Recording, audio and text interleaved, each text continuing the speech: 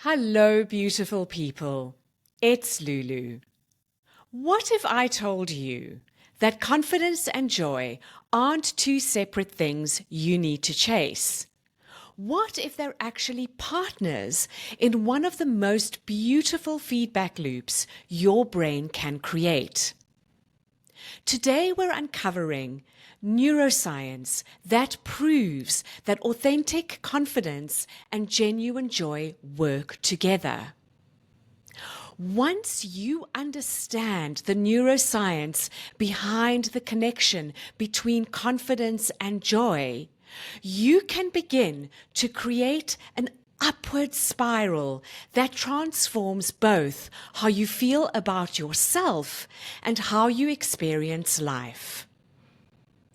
Welcome to the Lulu Essey Podcast, the unedited show where we explore real tools for building mental fitness and creating lasting transformation from the inside out. Here's something really key to realize. Authentic confidence creates space for real joy, and experiencing real joy builds unshakable confidence. When you understand how to activate this loop, your life has the potential to shift in magnificent ways. Share this episode with someone who's been chasing confidence or joy separately. This isn't about growth for growth's sake. This is about becoming more of who you already are and creating a fulfilling life, messy bits and all. Over the past 2 weeks, we've explored your nervous system compass and the courage to disappoint. Today, we're discovering how those tools unlock the natural relationship between confidence and joy that's been there all along. Before we get into that, I want to draw a distinction here between honesty and authenticity, and it's something personal for me. I have had my own resistance to using the word authentic because it's one of those words that for me is thrown around personal development so much that I felt like it lost its real value, its real currency, and became a bit of an eye roll. So I often replace it with honesty. But I have to acknowledge that there is a difference, and in this case, the word authentic is the more accurate one.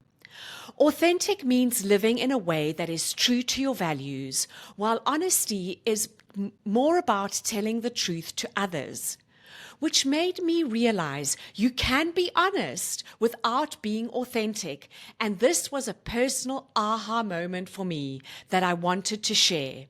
In short, honesty is about telling the truth to others, and authenticity is telling the truth to yourself.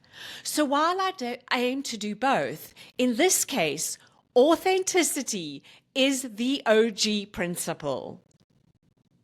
I'd like to break down the incredible science behind why confidence and joy feed each other, because this makes things easier to understand. When you act authentically, when you honor your nervous system signals and have the courage to disappoint others in service of your values, something remarkable happens in your brain. You activate what neuroscientists call the reward pathways. These are the same neural circuits involved in joy, satisfaction, and genuine confidence.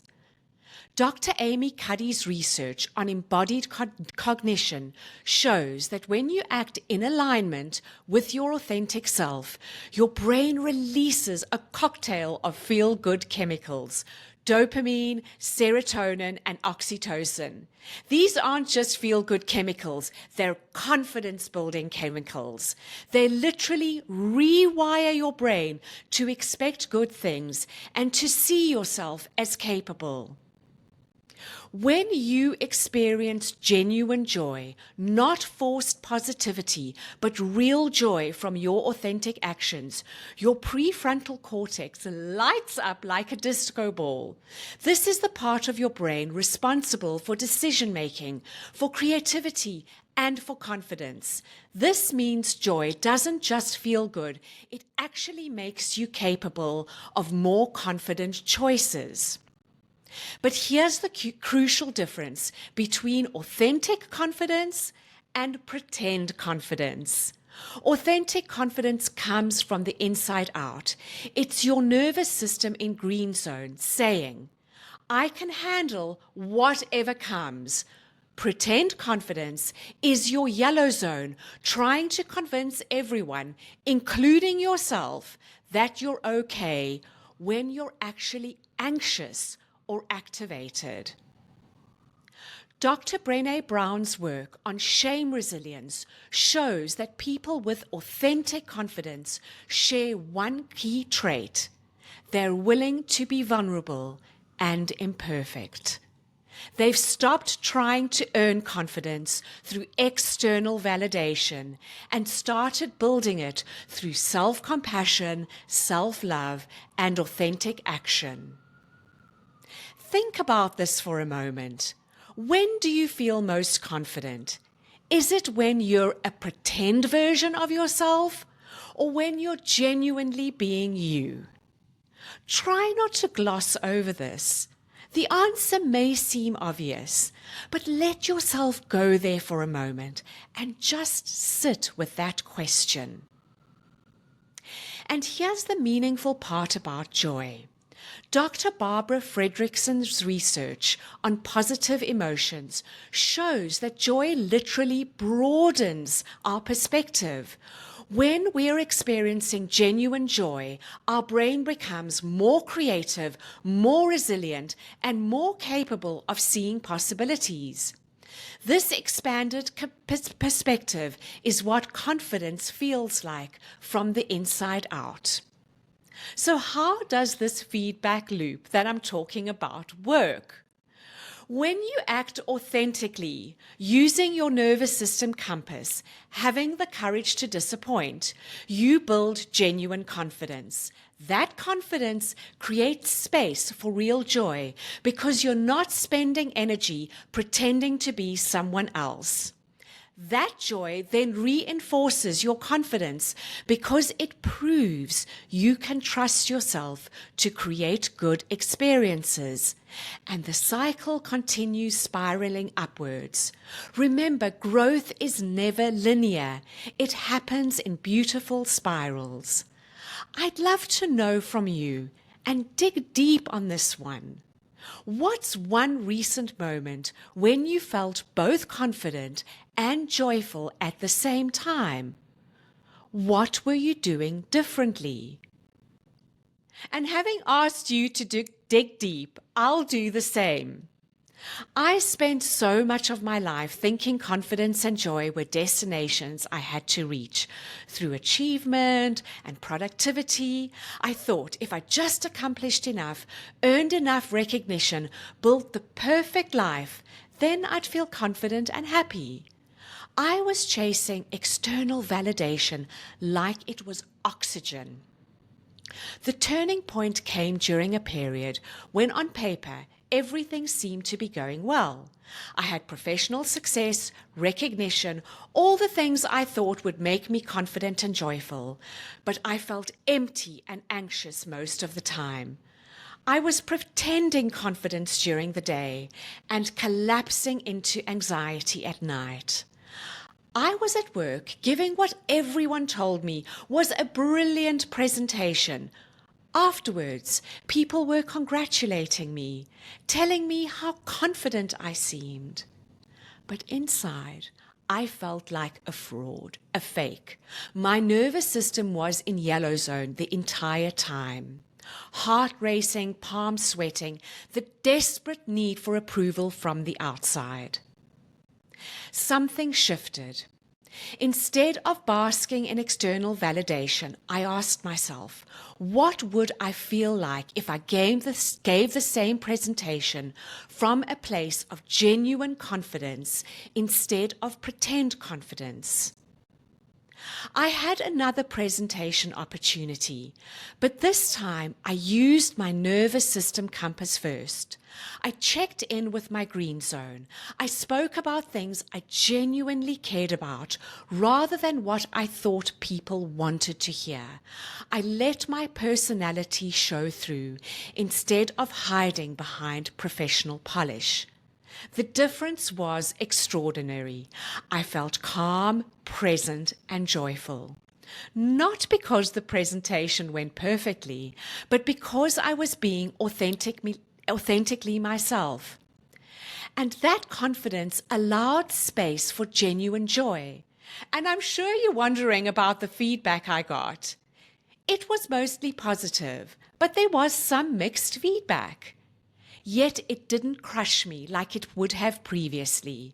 I was able to separate my own worth from that feedback, not in an arrogant, I'm above that kind of way, but in an empowering way.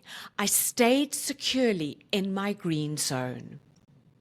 Can you think of a time when you were pretending confidence versus actually feeling confident?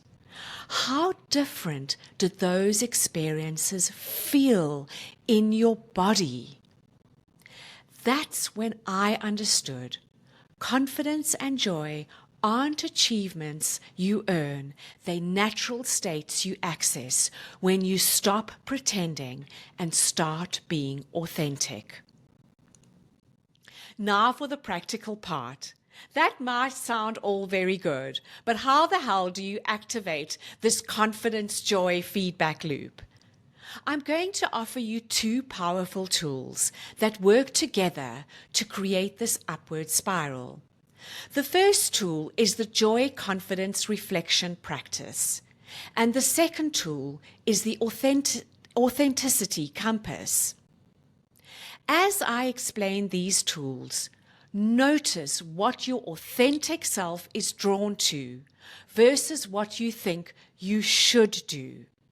Let's start with the first tool, the Joy Confidence Reflection Practice. This is a daily practice that helps you identify and strengthen the connection between your authentic actions and your confidence joy levels. Each evening, ask yourself these three questions. First, what moments today did I feel most like myself? Don't think big achievements. Think small moments of authenticity. Maybe you spoke up during a meeting with your real opinion. Maybe you wore something you loved instead of what you thought was appropriate. Maybe you laughed at something that genuinely amused you, or you didn't laugh at the joke you didn't find funny. Maybe you didn't join in on the office goss. Second, in those authentic moments, how did my confidence feel different? Was it more relaxed, more grounded, less dependent on other reactions? Did my body feel calm? And third, what joy showed up alongside that authentic confidence? This is subtle. It might be a sense of ease, a feeling you felt when you felt truly present. And yes, maybe you felt proud of yourself, which is allowed. The key is to track the relationship. You're building evidence for your brain that authenticity leads to both confidence and joy. How does this tool feel for you? How is your body responding? No right or wrong here. Let's just be curious and open.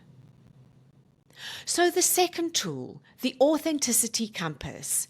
This tool helps you navigate decisions and actions by checking in with your authentic self rather than your pretend self. Before making any decision, big or small, pause and ask, Which choice feels aligned with who I really am, not who I think I should be? Which option makes my nervous system feel more settled, calm, and open? Which path would I choose if I was already enough, exactly as I am? Your authenticity compass isn't about being selfish or ignoring others' needs. It's about making choices from your green zone rather than from your people-pleasing self. A practical example. You might be invited to a social event, and your pretend self thinks, I should go, it's good for networking, while your authentic self might feel, this doesn't align with my energy right now. What decision would you make from each place? How different do those choices feel? The amazing thing about the authenticity compass is that it gets stronger with use. The more you honor your authentic responses, the clearer they become. You will notice that this tool is very similar to the tool I spoke about in last week's episode called value-based decision-making. That's deliberate, because the names of these tools is not important. What is important is the awareness we are building and how all of these tools can impact our daily lives in meaningful and positive ways. All the tools I offer work together and support each other. You don't need to remember the specifics. Just get a feeling for the general gist of these tools. They are meant to help you, guide you, not overwhelm you. And yes, always make them your own. So which of these tools feels immediately useful to you right now? Here's what I'd like you to remember. You do not have to choose between confidence and joy. You don't have to earn them through performance, pretending, or achievement. They're natural states that emerge when you have the courage to be authentically yourself. The confidence joy feedback loop is always there for you. Every time you honor your nervous system compass, every time you have the courage to disappoint others in service of your authenticity, you're activating this loop. So here's your invitation this week. I invite you to experiment with one small act of authenticity each day. Pay attention to how it affects both your confidence and your joy levels. Use your reflection practice to track the connections you discover. We're not aiming for perfection here. We're aiming for authenticity, which is beautifully imperfect and messy by nature. What's one way you could be more authentically yourself this week? Really sit with that possibility.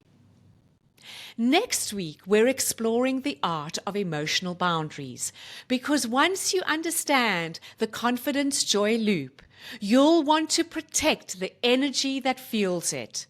We'll look at how to create boundaries that preserve your authentic self while staying open to genuine, honest connection. Share this episode with someone who's been trying to build confidence and find joy separately. Let them know these beautiful states are actually partners, not competitors.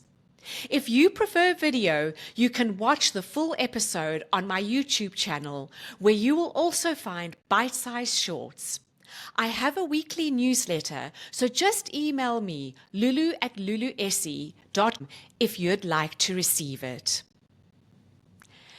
And as always, what comes from the heart reaches the heart.